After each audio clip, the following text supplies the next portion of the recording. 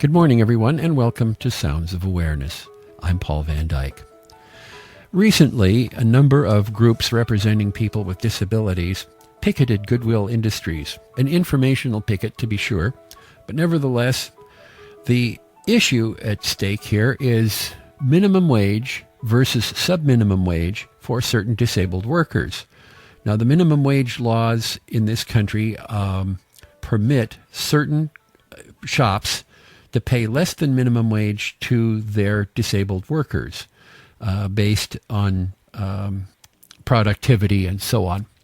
We are going to cover both sides of that issue today, but I was greatly impressed with some people that I met recently who have a shop, and they pay sometimes more than minimum wage in Kelso, Longview, Washington.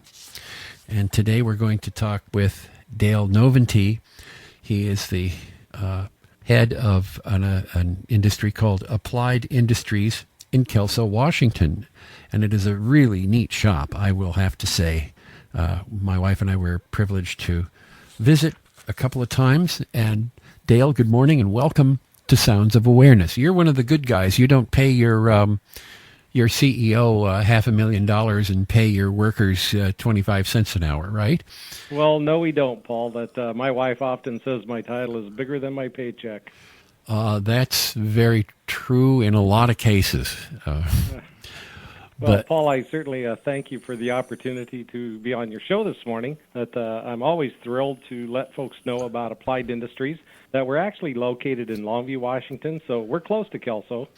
Okay, somehow I wrote you down as Kelso. Well, this is okay. Accuracy in reporting. What can I say? You know, like the guy that says, we report, you decide, and we report even if we're wrong. Never mind. I don't want to get in too much political hot water here. But I thought the story of your particular company, Applied Industries, would be one worth sharing with my listening audience. Tell us a little bit about how you got started. What prompted this company to start? And it is a nonprofit, right? Yes, we are, Paul. We're a nonprofit 501c3. So under the tax code, that's what makes us a nonprofit. So our mission is to provide jobs to people with disabilities. We incorporated in December of 1959 and started operations in January of 1960. So, we've been here over 50 years now, 52 years. We're located on 1120 3rd Avenue, so if anyone drives by, I'd certainly like to encourage your listeners, if they're in our area, to please stop in and see us and meet us, and we're always happy to give folks a tour. In our early days, we're located down on Commerce Avenue in Longview, and our product line was manufacturing planters from coffee cans, painting them, and making rag rugs. Well, it's kind of interesting.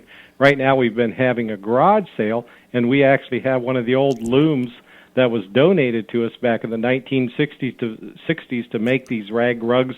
You might have saw these at Grandma's house where they have the thread in them, and they're woven together out of strips of rags. And so we've come a long ways. That we've had some good years, some bad years. This economy lately has been real difficult for us, but primarily now we're a wood products business. I've been here, about 36 and a half years, but a telltale sign of how tough things are, when I started here, we had 80 employees. We now have 8.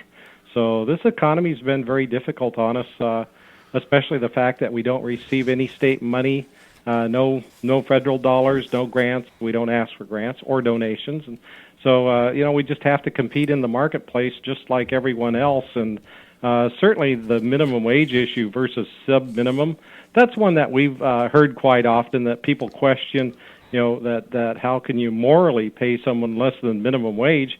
But quite often they're not aware of all of the facts that go into doing that. For instance, holding a special wage and hour certificate. So we can talk about that a little more as the program develops, Paul. But like I said, we've grown from making rag rugs and coffee cans into cutting millions of board feet of lumber. We manufacture wooden pallets.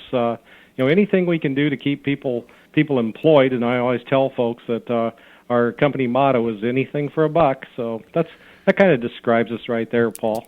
Well, there you go. Absolutely. And this, I think, is one of those really good, healthy business models that, as I say, I think the thing that people object to are the places where they get a lot of donations and federal money and this kind of thing, and their CEOs get $500,000 a year, and they have people, quote, training for job skills or something, and they've been in training for 20 years, kind of thing.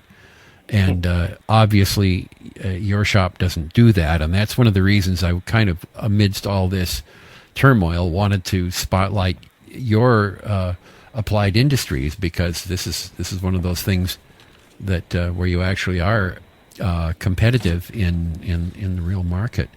Now, when we spoke initially, you were saying that the local one of the local unions started this, or were initiating it, or somehow involved with its beginnings. Can you tell us somewhat of the history of applied industries, if you would? Sure, I'd be happy to do that. We were started by the Easter Seal Society, concerned parents that had disabled children that were becoming young adults, and they're kind of looking to that future, that what was going to happen with those folks. And as any adult, work quite often becomes the logical choice for folks to follow. Well, unfortunately, in the early days, in say the early 1960s, there weren't a lot of options. That some people would go up to Tacoma and they'd take unpaid training, and then pretty soon they'd come back to Longview, and there they'd sit. And that even happens to this day, that for instance, young folks that are in the special education programs, and they can stay in the school program until they're 21, but once they're 21, they're out of the program. And unfortunately, there aren't always jobs available. But we were very fortunate in our early days that just so happened that our first director, her husband was a longshoreman, and two of our employees, their fathers were longshoremen. So they approached our local union and asked them if they couldn't help us get into work such as pallets and sorting canned goods, things that the longshoremen were doing. And anyone that knows longshoremen, they're pretty guarded in their work, protecting that. And so what a leap forward for those folks to take that faith and say, let's help a nonprofit. Let's not only help our own children, but let's help people in the future. And so that's kind of what got us in the direction of pallets. In those days, they were called cargo boards, because if you think about importing in the 1960s, you've got consumer products coming on ships. They don't have containers yet, so they're in cargo holds with slings, and they're slinging like cargo loads of cases of pineapple, just all kinds of products onto the docks, where there'd be a lot of damage. So one of our first customers was Three Diamonds brand pineapple, and the parent corporation was Mitsubishi, and when you think about their logo, Three Diamonds, that's why their pineapple was that brand. Okay. But so yeah, we did just thousands of cases of pineapple. And Paul, I'm aware of your disability, with the loss of sight. Well, we actually had a blind former fireman that sorted canned goods by feel, so he could tell a rim dent from a panel dent. So we just did lots of canned goods. We had one time with 70,000 cases of green giant mushrooms that they came across the Columbia River Bar. And for your listeners that aren't aware of the Columbia River Bar, it's one of the worst in the world, where the river is meeting the ocean, and there can be swells, 20 feet, 30 feet high. Well, by the time the ship got in the port of Longview, it was listing 30 degrees. So here's 70,000 cases of mushrooms, and they're in glass jars. Oh God! Oh, what a huge mess that was. But we salvaged a lot of that. It goes to salvage buyers, where you see these discount stores that sell, sometimes dented canned goods or factory seconds or whatever. And so, so we did a lot of that. And even now, places like Grocery Outlet and some of those. Sure. Yep. They actually have some pretty good prices, and it's they're better than sometimes better than Walmart or Safeway or any other grocery outlets. Yeah, so we did all kinds of canned good products. Then we also did a lot of consumer merchandise, because the Port of Longview in those days, they imported quite a bit of Easter and Halloween merchandise. So, if you bought Halloween and Easter stuff for your kids 20, 25 years ago, and you saw Easter Unlimited or Fun World, that was all coming through our shop. So we would take and pre-price it. We put together displays, all kinds of things for distribution around the United States. And just today we found 2 cases of bendable Batmans that had been in storage, and so that was kind of interesting to see those pop up after all these years. That was from 1973. 1973. And we'll probably put them in the garage sale. You put them on eBay too, didn't you? Or somebody put them on eBay?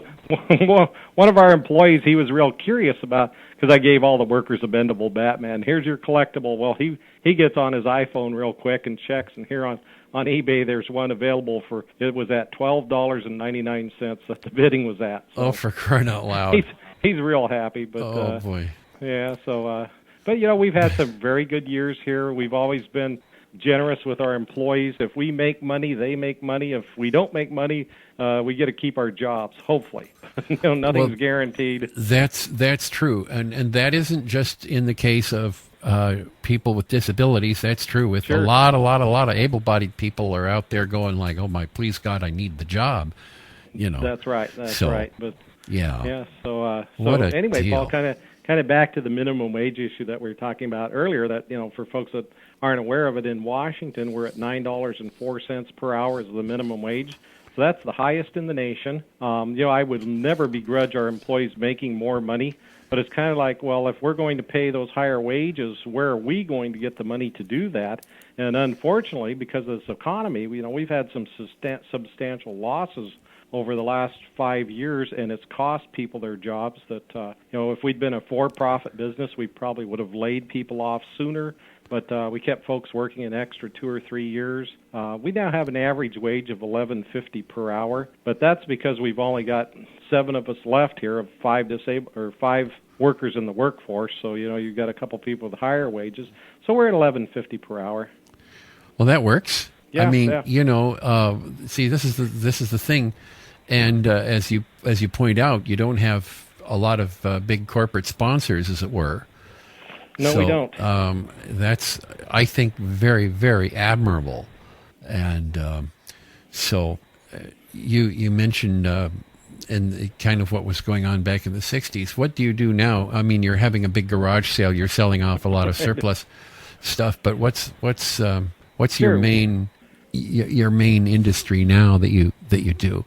Okay, well, we still do quite a bit in the way of cut stock lumber as well as pallets. And so, we do a lot of specialty things for people where you're doing specialty cutting. Maybe you're putting grooves in it. I just had a gentleman call wanting a 2x3 50-inch with a hole drilled in them. And, that's something that's odd that a lot of larger companies will shy away from. But, being a specialty remanufacturer, it gives us lots of flexibility. Some of the odd products that we've made in the past, for instance, pile driving pads comes to mind. So this was laminated plywood, 24 by 24 inches, about 8 or 12 inches thick. So you're nailing all these sheets of plywood together, cutting the corners off so it looks like a giant stop sign. They put these on top of piling when they drive them, and it actually burns them to a crisp by the time they get the pile driven because of the intense pressure. We've done things like timber mats for building bridges where you take 8 12 by 12s, 30 feet long, laid side by side, and drill a hole through them and then bolt them all together. Then when they build a bridge, they'll take and use a crane to pick these and sit them side by side. That becomes a working deck. We made a crate one time, 29 feet long. We did another crate one time that was a $5,000 crate for shipping a turbine to Germany air freight. We did that in 3 days. Oh, my gosh. The customer was really pleased with us. And we have a very high customer satisfaction rating that people love to do business with us because, first of all, we have a lot of integrity, that we're honest, we're very upfront, we communicate very well.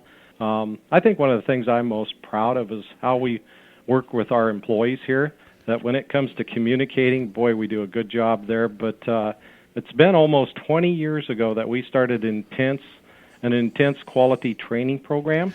Okay, we came to the real. Let's get to that intense quality training program in a minute. Okay. Right now, I have to mention that you're listening to KBOO-FM in Portland.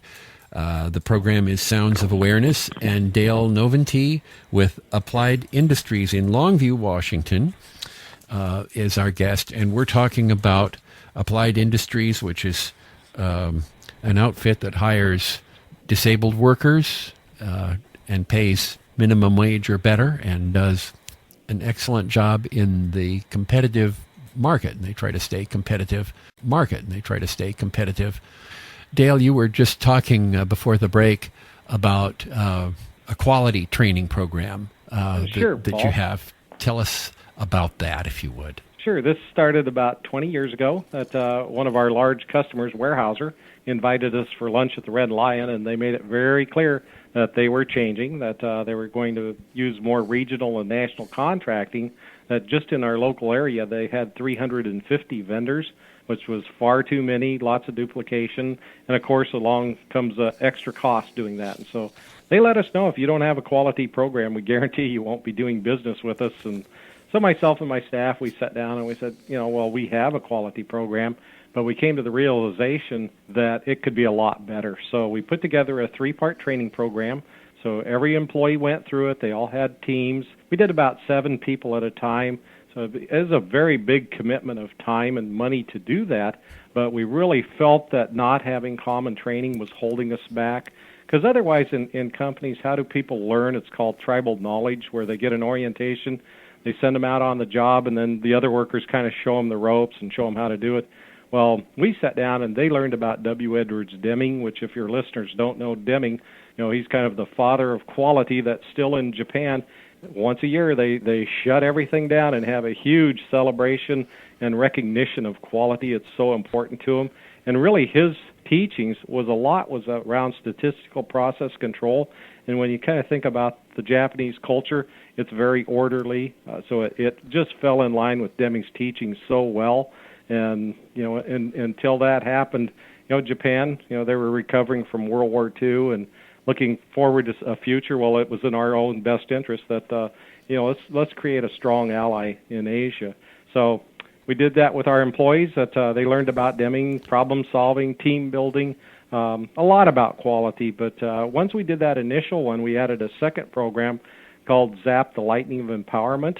And if your listeners have never seen the Zap program, it's pretty cool. They've got a great video. It's kind of cute. It's Ralph at the Normal Company. He invents the Ralphometer and goes into this 12th dimension. And he's invisible, but he walks around and sees the way things really are, that the other workers are mummies and zombies. But they also find a department that's zapped and energized. And it fell so close in line to what we did, just naturally. Building and maintaining self-esteem was really important, and that's what we were already doing with trophies, plaques, newsletters, signage out front with your name on it for happy birthday or worker of the month. So we did a lot of that kind of celebrating anyway, but I liked that Zap kind of pulled it all together. So that was important, listening with empathy, the emotions, then asking people for their help and getting them involved, but don't take away the responsibility. So I like that. We said, okay, folks, you're empowered to make change around here. All you have to do is ask yourself, is it safe? How's it going to affect the other workers? And is it as good or better than the old way of doing it? If you answer yes, yes, yes, go right ahead and do it. And, we've after all these years, we've never had anybody do anything unsafe or just crazy or just totally out of line. It just doesn't happen. That people like having that freedom to make changes. Well, then we had a third program called Shared Values. This is the Rob LeBeau company up in the Seattle area. That naturally these guys are kind of quality gurus in the business development area. But they had found a survey at the University of Chicago of 17 million people around the world, and it basically came down to what does it take to make an organization really grow and develop, and it takes having that organization and the employees share 8 basic values to a high degree. So they discovered, hey, if you do this and you're in alignment, it really makes you a powerful organization. A world-class company that's never really explored shared values, they'll have a point separation between personal and organizational values, about 8.5 points. So when you look at this and take the survey, the first value is honesty. How important is honesty to Paul? So Paul's going to say, boy, that's a 10. So you go down the list. Okay, you might have 80 points on the top. Everything's super important. Now you go to the bottom half and you say, well, how do I see honesty in my organization? How do I see trust? Well, typically you're going to have a higher point separation between the two Well, it says if your points are over 30 points, you're probably already looking for a new job. So, world class, about 8.5 point separation. We had 2 years where our point separation was .1. And, I feel like, hey, that just reinforces we're on the right track, we're doing the right thing, that people enjoy working here. And, kind of so much of what happens in quality, it's kind of hard to put a dollar value on it. But how do you put a dollar value on over 12 years with no lost time accidents, no theft, no vandalism, no drugs and alcohol, no cussing? So, we're a very different organization than most folks would see, that's for sure. Well, that's, I think, drives home the point that the individual worker has to be happy with the situation and feel like they're getting a break rather than, I don't think they're paying me enough. Joe, somebody works over at another company, and he's making half again as much as I am and doesn't have to do as much work. And boy, I sure, and my boss takes too many coffee breaks and all this kind of stuff. And Sure. And if they feel that they're being dealt with fairly, I think most of the people who go to work, maybe with one or two exceptions, there'll always be that, but it seems as though the happy employee is the hard worker, and they'll put in a day's work for a day's pay. Dale Noventy is my guest this morning from Applied Industries in Longview, Washington, and we're talking about Applied Industries, a company that hires disabled workers, and how things are working out with them. They don't get government subsidies. They're actually competing in a very difficult economy at this time, and still hanging in there. And Dale, you've been with them for, what you said, 30 years? 36 and a half years now. 36 But, and a half. Paul, I still wake up, oh, boy, get to go to work today. I love my job. And, it's kind of how everything happens to help the workers. It helps me, too. And I like to think a lot of what happens is a reflection of my personality. I'm always pretty upbeat, but people would much rather follow an optimistic person than a pessimist. And the only thing I can say about a pessimist is that's who you should borrow money from, because they don't expect to be paid back. There you go. Hey, I wish we had some more pessimistic banks. That would be nice. Know any mortgage companies like that? Yeah, our bankers, they even love doing business with us. They said that I was one of the best people to communicate with that they'd ever seen. But I was talking about that quality program a little bit, Paul, and something else came to mind.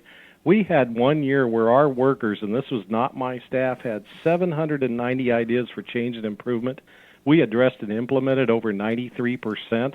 And, your listeners could ask themselves, well, how could, 35, 40 people have that many ideas? But when you break it down, that's not really expecting too many ideas out of each person each month.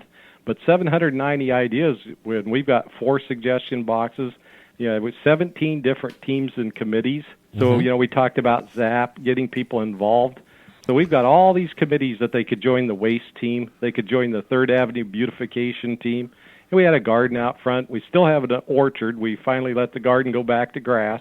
But, they really like being paid attention to and included. And I'll tell you, the key to success is how do you create that culture of ownership? I've always felt that's the real key to a successful business, is when people have that ownership, they'll really believe in it and they'll really perform. And that's what makes us successful. That even though we've gone through a very difficult period, that we were heavy into the housing industry, and we all know what's happened there. But we've had a lot of customers have just closed down and left town, and that's very unfortunate. But we are hanging in there, and even though we might be downsizing right now, we can always rebuild as long as we're still here. Well, I think that's the optimist in you, and I certainly hope that regardless of which political party becomes, gets elected, that the economy will get better, and that workers. I don't think anybody's ever attacked you on your workers' rights issues, by the sound of it.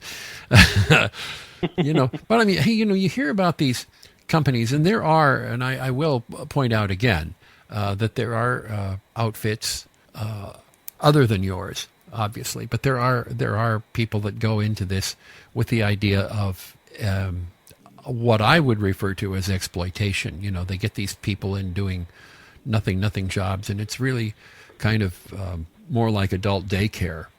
Right, and you know, that's certainly possible. People could have thought that about us at one time in the future, because I don't think they do. I don't think. Well, they you know, do. we do hold a certificate to pay sub minimum wage, and you know what that has to create is a balance. That first of all, if private business could provide jobs to all the disabled people, then we wouldn't exist. But you know, kind of the nonprofit. You know, in the past we were called a sheltered workshop. I never really liked that term. That I just always considered us a community employer. But you know, we had people that made less than minimum wage, but the trade-off is in their level of productivity that no employer could afford to provide a job to someone that's 25% productive of a non-disabled person, pay that individual minimum wage or more, plus a full benefit package. You know, you'll find some employers that they're benevolent and they might provide 1 or 2 or 3 jobs, you know, very few. But for the norm, you know, most businesses have to compete too, and so they just simply can't afford to do it. So, you know, our society has set up, you know, the rules and said this is the way it will operate, and you know, we have to abide by those too. And so we try to do our best. But you know, certainly anybody can criticize a nonprofit, but I think if they get all the facts, that typically there's always those trade-offs, and I look at it and say, well, it's that disabled person's choice. You know, it's not some individual saying, well, it's unfair. I think it has to always be left with the disabled person, and if it's their choice to work for less than a minimum wage and they're happy and they're treated well, then that's their business. Agreed. And we have actually come up against the clock here with our interview. Dale Noventy with Applied Industries in Longview, Washington, a very fine corporation that is a nonprofit that hires people with disabilities and tries to provide the best possible work environment. Dale, it's been a pleasure having you on the program this morning. Sure, and if any of your listeners want to communicate with me, the email address is applied, APPLIED, the @ Kalama, KALAMA.com. I'd certainly be willing to respond back. Thank you, Paul. All right. Thank you, Dale. This has been Sounds of Awareness. For more information about our program and guests, please visit kboo.fm/Sounds of Awareness or see our screen reader-friendly website at publicradio113.weebly.com. I'm Paul Van Dyck. Thank you for listening. And there we go. Okay, into thanks, the Paul. sunset.